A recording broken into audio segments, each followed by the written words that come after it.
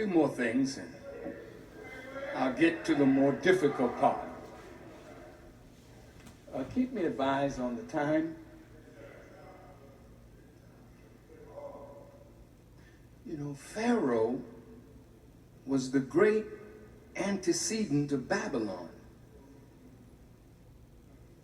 Pharaoh is spoken of in Bible and Quran.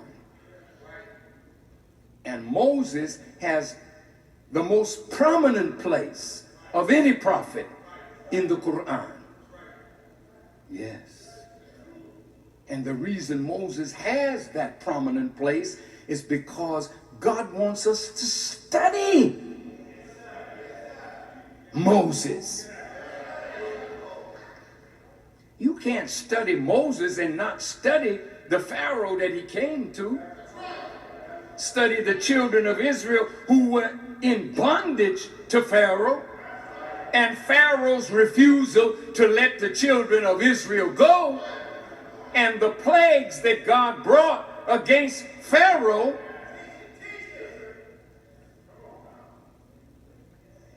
Pharaoh was wealthy, and he made a false promise to the slaves that they were going to partake of his wealth. The Quran says he promised those who would oppose Moses and Aaron wealth and nearness to him. Yeah. Look at your leaders, black people.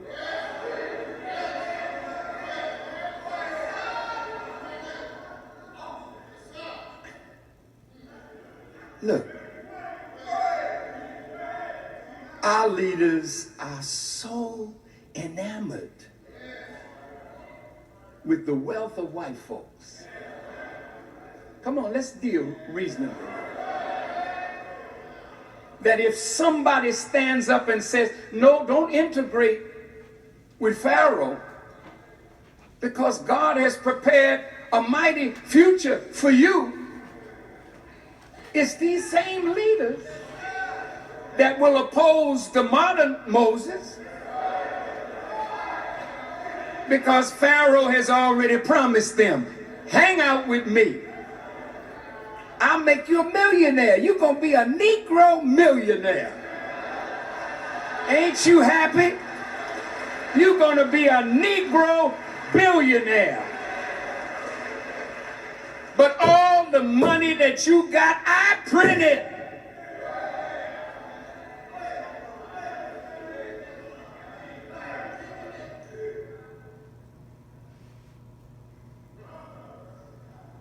And I can pay you to fight God.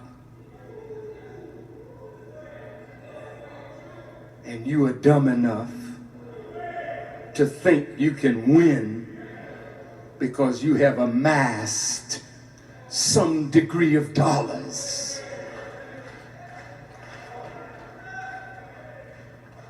Now, all that have bank accounts that you put your hope in, I got me some dollars that I put aside. So when hard times come, I'll be able to do all right. Well, today we're going to see.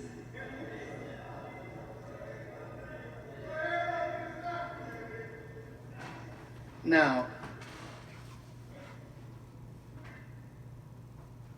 Pharaoh's wealth had to be destroyed in order for the children of Israel to recognize that Pharaoh didn't have their future.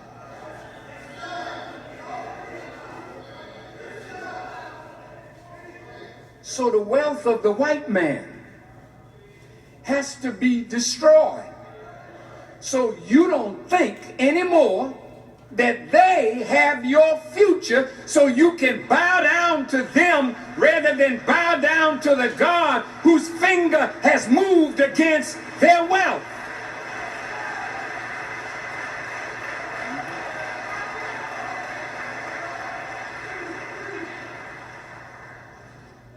So the finger of God moved against Pharaoh to destroy the work of Pharaoh, since that was the thing that was holding the slave away from obedience to God. And God had to destroy Pharaoh's power by destroying Pharaoh's wealth. And as it was, so it is. Remember, I read from the Honorable Elijah Muhammad, the dollar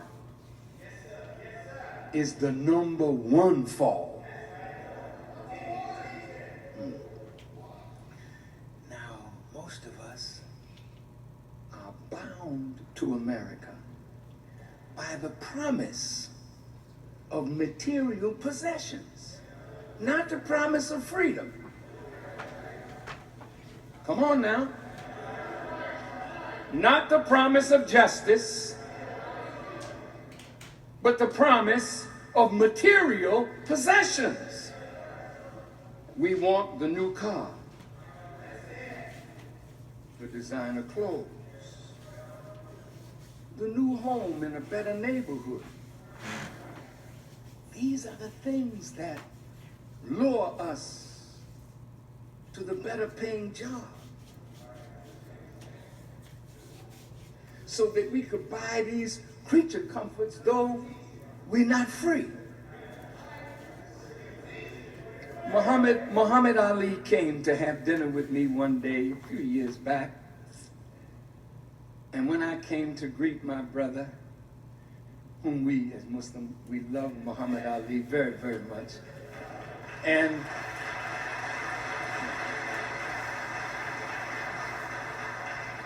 Muhammad Ali kept saying to me, "Still a nigger, brother."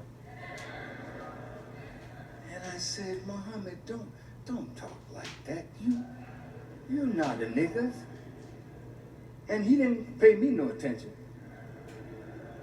He just kept saying, "Still a nigger, brother." We had dinner that night, and he still kept saying, "Still a nigger, brother." And he left. It took me a little time to figure out what the brother was saying. He was saying, "I'm Muhammad Ali. I'm on the Wheaties box. I got millions of dollars. But in their eyes, I'm still a nigger." I don't care where you go in America, how high you think you have risen in America, how much money you've amassed in America. To them, you are still a nigger.